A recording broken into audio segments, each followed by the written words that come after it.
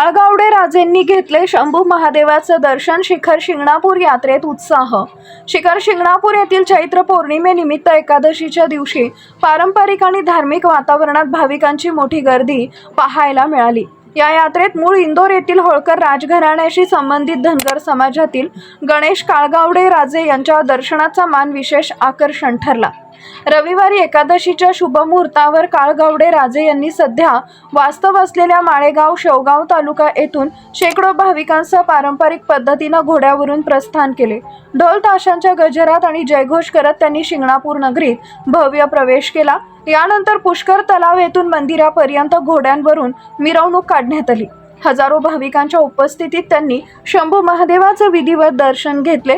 या सोहळ्याचे साक्षीदार होण्यासाठी लाखो भाविक शिखर शिंगणापूर इथं दाखल झाले होते। पारंपरिक वेशभूषा, धार्मिक श्रद्धा आणि उत्साहानं भरलेलं वातावरण यामुळे संपूर्ण परिसर भक्तिमय झाला होता।